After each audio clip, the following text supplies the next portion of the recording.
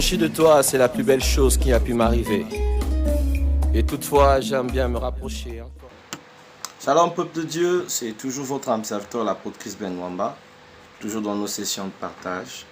Aujourd'hui, j'aimerais parler sur un sujet très important et j'aimerais parler sur le bon combat. Notre passage est tiré du livre de Timothée.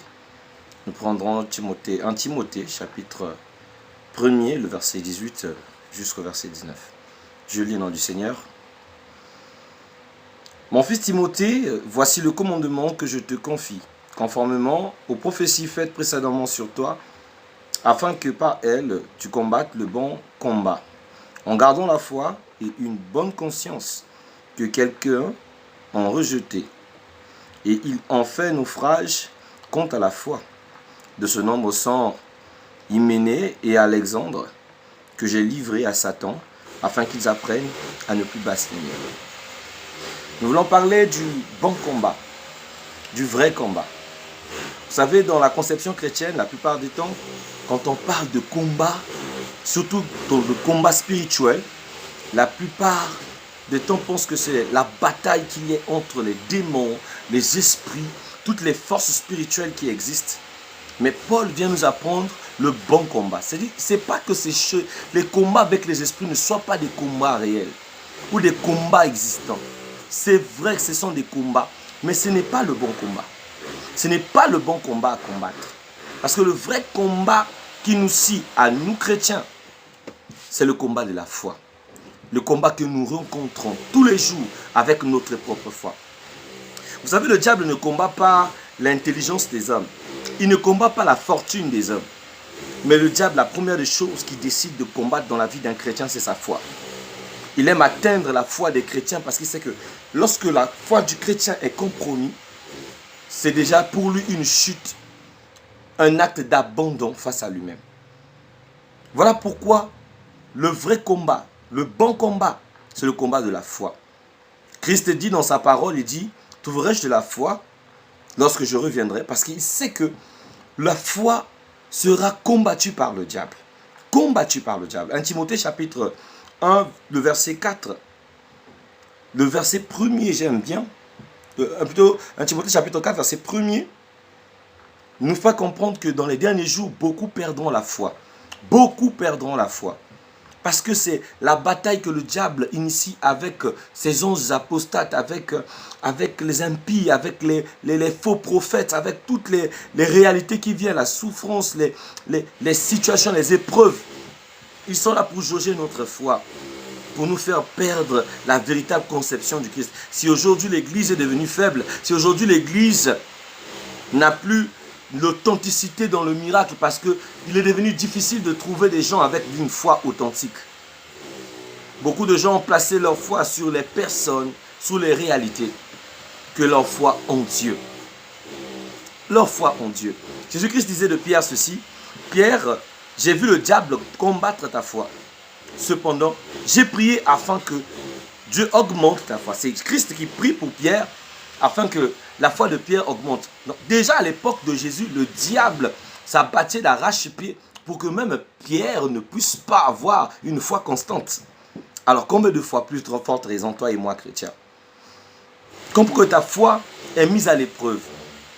Et la foi sans épreuve, ça n'a pas de sens. La foi sans les circonstances, ça n'a pas de sens. Les épreuves sont là pour confirmer ta foi en Christ. C'est comme que tu veux obtenir quelque chose. Un examen. Il ne pourra jamais avoir résultat d'un diplôme sans passer par les épreuves. Donc tu ne peux pas atteindre une décision ou une destination que tu veux sans que ta foi subisse une évaluation qui sont les épreuves. La vie chrétienne est liée de ces épreuves, de ces combats multiples qui viendront. Mais garde la foi, parce que c'est ça le bon combat. Le bon combat sur lequel beaucoup ont rendu le flambeau, ont abandonné, n'ont pas pu supporter. Tout simplement parce que ça pesait sur eux, ça devenait compliqué, ça devenait tellement difficile. Beaucoup ont abandonné la foi, mais nous avons le devoir de porter la foi en nous.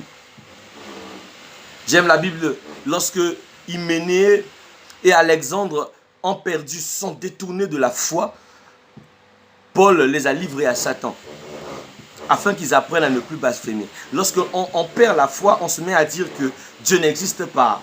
Dieu, ce n'est qu'une utopie. Dieu, ce n'est qu'une conception des pauvres. Dieu n'est qu'une assertion. Ça n'arrive que lorsque votre foi est ébranlée. Mais lorsque la foi est assise, bien aimé, la Bible dit, vous pouvez dire à cette montagne de se déplacer et il va se déplacer. Il suffit que la foi soit petite comme une graine de sénile. Il suffit d'abord que Dieu rencontre de la foi en nous, pourvu qu'il rencontre de la foi. Nous avons besoin d'avoir cette assurance. Quand nous avons cette assurance en Christ, que si nous espérons en lui, tout ce que nous voulons s'accomplira. Mais il faut d'abord que la foi là existe. C'est comme la foi de cette femme qui avait des pertes de sang. Une femme extraordinaire de la parole. Cette femme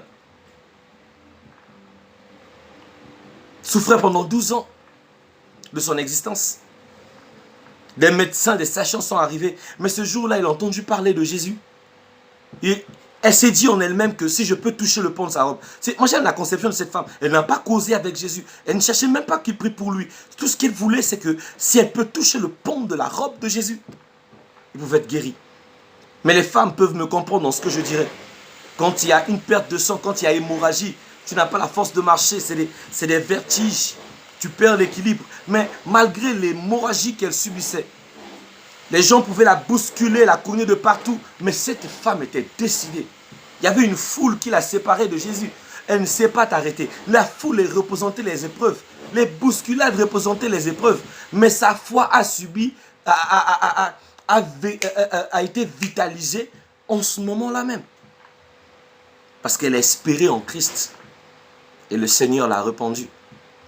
Lorsqu'elle est allée et lorsqu'elle est arrivée près de Jésus, elle toucha le pont de sa robe. Et pourtant, il y avait beaucoup de gens qui étaient tout autour de Jésus. Mais Jésus n'a constaté qu'elle était touchée qu'à l'instant là. Je m'en souviens de la parole.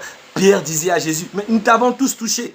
Jésus lui dit, non, quelqu'un m'a touché. Et cette femme l'a dit, c'est moi qui t'ai touché. Christ n'a pas dit, viens, on va faire ceci.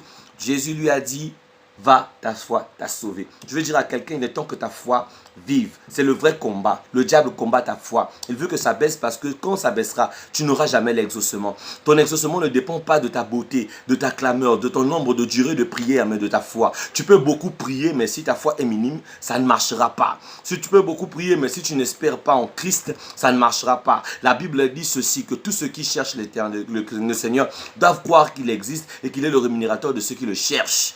S'il ne croit pas, si sa foi n'est pas stable, ça ne marchera pas. On peut faire des miracles avec la foi. On n'a pas besoin d'un pasteur qui vous impose la main pour toutefois être sauvé. Bien aimé, ta foi peut te sauver. Ta foi peut te sauver. Ta foi peut te sauver. C'est la plus grande arme que tu en as besoin en ce temps de la fin. Tu sais, c'est la plus grande arme qui peut te sauver. C'est ta foi. Développe ta foi. Comment développer notre foi? La Bible dit la foi vient de ce que l'on entend. Et ce que l'on entend vient de la bouche de l'Éternel, donc de la parole de Dieu. Médite ta Bible. Professe des choses positives. Crois en Seigneur. Et ceci portera du fruit. C'était votre humble serviteur, l'apôtre Chris Ben Mwamba. Toujours dans nos partages. J'espère que ce message portera un peu sur vous. Demeurez bénis. J'ai besoin de te voir, mon ami.